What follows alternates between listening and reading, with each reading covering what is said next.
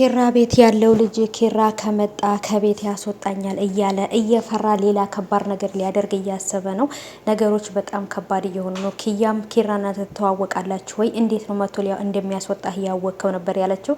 ይህም ነገር እንግዲህ ኪራ ወደ ከተማ ተመልሶ ሽማግሌዎችን አዘጋጅቶ ጽናትን አግብቶ ሊወስዳት ነው። ኦ ማይ ጋር ትላላችሁ ማለት ይሄ ደግሞ ለእኛ ለተመልካቾች ምን ያህል ደስታ እንደው ታውቃላችሁ።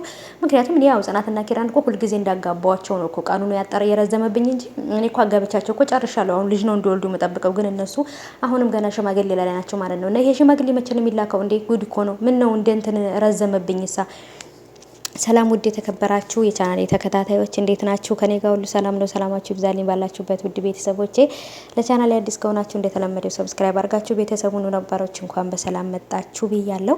ተወዳጁ የጽናት ድራማ ሰዓት ተለቋል።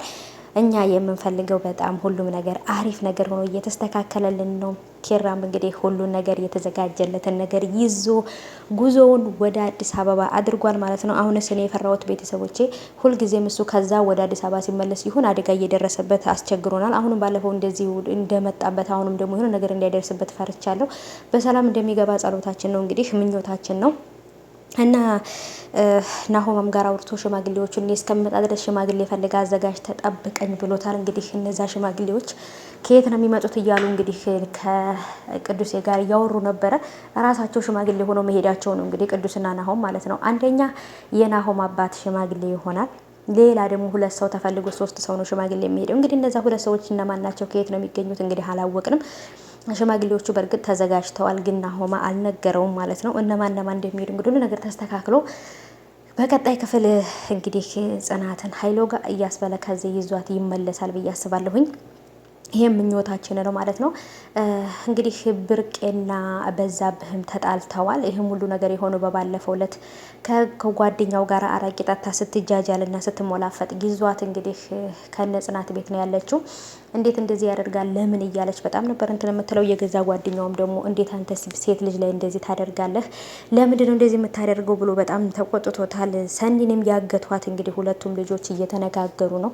ሰኒም አንገቴ በገመድ እንትን ይላል እንጂ አንገቴን ቁርጥ ብታደርጉት አልናገርም፣ የምትፈልጉትን ነገር ከኔ አታገኙም ብላለች። ምክንያቱም ያንን ፋይል የያዘችው ምንድን ነው ፋይሉ?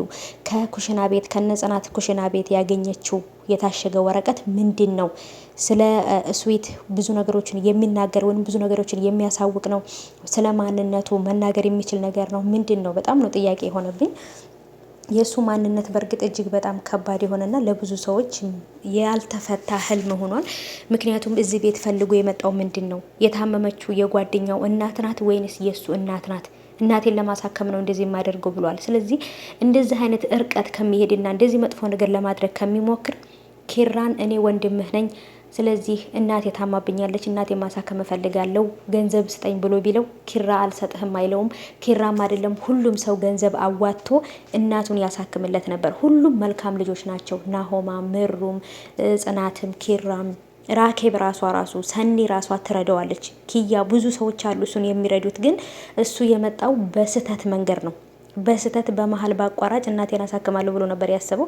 ግን የእሱ እናት ናት ወይንስ ደግሞ የጓደኛው እናት? በጣም ትልቅ ጥያቄ የፈጠረብኝ ያ ነገር ነው። እና እንግዲህ እውነቱን አላወቅንም። በደፈናው ብቻ እሱ ብዙ ጥፋቶችን እያጠፋ ነው። የጽናት አብሮ አደገና ኪራ ይቅርታ ተጠያይቀዋል። ከዚህ በፊት መጥፎ ነገር አድርጌብህ ነበር፣ በመጥፎ ነገር ነበር የተረዳውክ፣ በጣም ትልቅ ይቅርታ አድርግልኝ ብሎ እንግዲህ ኪራ ትልቅነቱን አሳይቷል። የኪራና የጽናት ሰርግ በጉጉት የብዙዎቻችን ፍላጎት ነው። በጣም ሰልችቶናል፣ በጣም አስጠልቶናል። እንዴ የሚጋቡበት ቀን መቼ ነው እያላችሁ በኮሜንት እየጻፋችሁ ነው። ያው እንግዲህ ሁሉም በጊዜው ነው፣ ሰምታችኋል ማለት ነው። የምሩም ልጅ ይወለዳል። ናሆምና ጽናትና ኪራም ይጋባሉ ማለት ነው። በቃ ምንም ማድረግ አይቻልም፣ ይጋባሉ። እንግዲህ እዛ ገጠር ውስጥ የሰርግ ዝግጅት ተጀምሯል፣ ከተማም ገጠርም ተጀምሯል። ይህም ነገር ይሳካል ብዬ አስባለሁ። የጽናት ሰርግና የኪራ ሰርግ በጣም ብዙ ችግር ያመጣል። እስቲ እንግዲህ ምን እንደሚመጣ እናያለን።